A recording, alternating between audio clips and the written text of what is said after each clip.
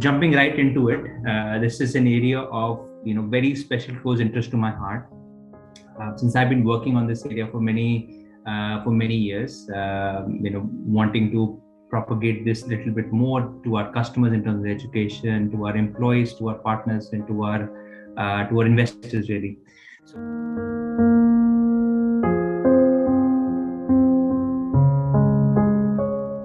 So, as a one-on-one, let me just spend a few minutes on what is ESG, because I know there's this lot of confusion around what ESG really stands for, what encompasses, and there's a lot of people who would use CSR and ESG interchangeably, although they do have some overlap, they're not the same.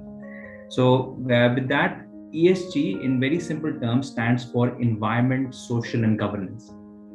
Now, some people, will see, can you encapsulate this into a simple line, a message? This is how organizations measure and focus how far along their organization is on the sustainability and ethical path.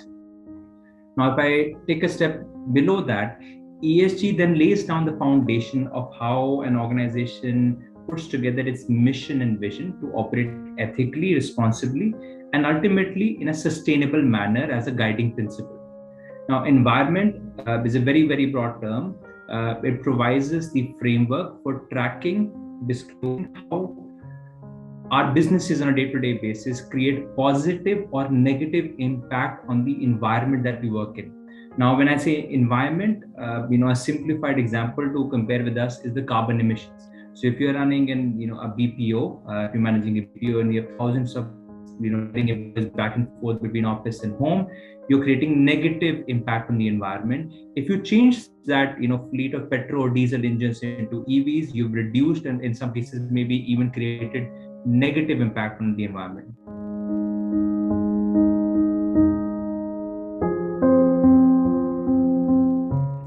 It focuses on creating a diverse, safe, and a fair work environment. So how do we, take the social environment more from the encompassment from CSR in the traditional forms? So an example, are we paying our employees compliant and fair wages? Are they, meeting the minimum wage standards? Are we paying equal pay for gender parity and equality? This is how the social element of the ESG program comes in. Now, governance ties environment and sustainability together in a way as a framework businesses can then see transparently through its policies and governance mechanisms whether they are doing adequate work to protect the rights of all the stakeholders. And when I say all the stakeholders, I'm talking about our employees, our customers, our supply chain partners, our community, the larger social community, and one which is very important to many of us and equally in their form is our shareholders and investors.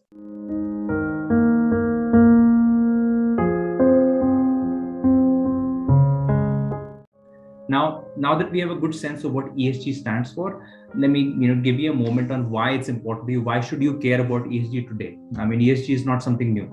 It's been there for many, many years.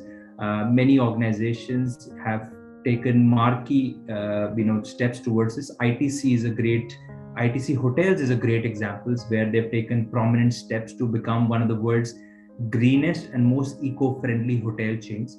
So why is it important now and why we're talking today? Well, let me start with first, creating a work environment which attracts the best talent, which retains the best talent, and becomes an employer of choice for people wanting to come work with us. That's something which is very important to us as facility managers, as real estate professionals, as business leaders. This is where ESG comes in, helps us doing that, the social parameter. The second one, which I'll tell you, which is an important one, is there are now regulatory requirements. SEBI, the regulatory body that regulates all listed organizations in India, has now mandated that top 1,000 organizations listed as per their market capitalization must now report on ESG. This is something which is here and now. In the current financial year, which ends in March 2023, we will all have to jump forward to provide our ESG reporting to the public domain. This is now not an option, not something that you do as a best practice, but now a norm that SEBI is inculcated. And I believe the government's going to expand this remit the same way they've expanded the CSR spend remit. Now, the third one is something we have to look at from a broad business and a CEO's perspective. If we were to be our supporters to our CEOs, our leaders, we would look at how we can support in making our business more investor friendly, more attractive for both public investors and private investors coming in. And you'll be surprised to hear this, that this wave of ESG is being quite prominent. As of 2025, we will have $53 trillion. So not million, not billion, trillion. $53 trillion worth of investment focused clearly on just businesses that have good ESG practices. So if you want your business to be one of those which attracts the best investors from public and private domains, ESG will be something that you have to work on.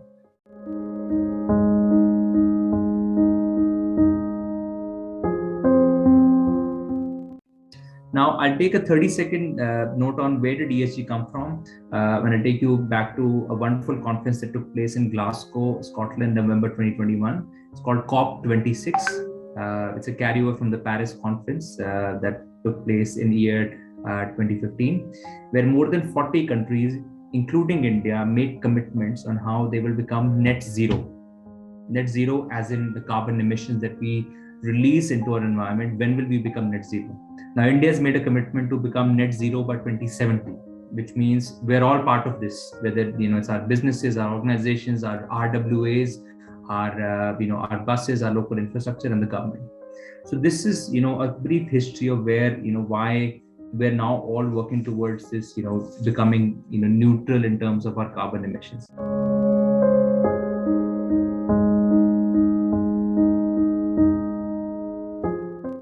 So I'm going to break it down into 5 steps. Step 1, you define your ESG goal and mission. And I'll give you some examples to think about it.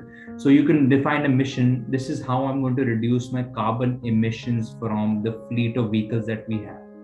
An example, Tenon Group is made an active pledge that by 2030, more than 30% of our fleets will be electric. You could make a pledge such as one that you're going to reduce your overall energy cost and consumption by replacing your CFLs with LEDs, which not only reduce energy consumption, which means lower carbon footprint, but also help you reduce the air conditioning costs that you spend in your offices, since CFL generates higher heat emissions as compared to LEDs. Second step is identifying a ESG reporting framework. There's no advantage in having a goal and mission if you can't measure and report it from an independent body. So there are many bodies available across India which help you get your goals registered, maintained, and tracked. We at 10 on FM have taken a proactive step of working with one of the world's leading sustainability assessment organizations called EcoVadis. It's a French-based company. This is our 3rd year where they have rated us, and we've been able to improve our rating from 30% to now 60%. Getting to 90% is a journey. And that's what they've been educating us, that you keep measuring and keep improving incremental steps. So that's the second step. Step 3, establish baseline and benchmarks. ESG reporting and ESG requirements can't be met in a day. You'll have to do it incremental steps every week, every month, by creating baselines, benchmark, whether it's recording your spend on electricity or your fleet size, how fuel efficient they are, looking at your energy cost consumption, your water consumption, and so on. Step 4 is implementing measures. Now I'll tell you some measures which are very public, and companies have made this. Companies like FedEx, which is one of the largest global logistics company, has made a commitment that by 2040 their entire fleet will be EV. Or you can make simple commitments that we are going to actively work on carbon dioxide removal program. Yes, it's called CDR removal programs. We at 10 on FM have partnered with an organization called Sankalp Taru, through which we are now planting 100 trees for every customer that we take on board. This is a recorded event. We track how well they're growing, and thereby we know how much carbon removal they're doing in terms of creating negative carbon footprint. So these are another way. Now, finally, the final step that comes in is monitor, evaluate, report, repeat. So monitor, evaluate, report, repeat. You keep going through this journey, and you'll be on your path of becoming a very responsible and way forward in terms of the ESG program.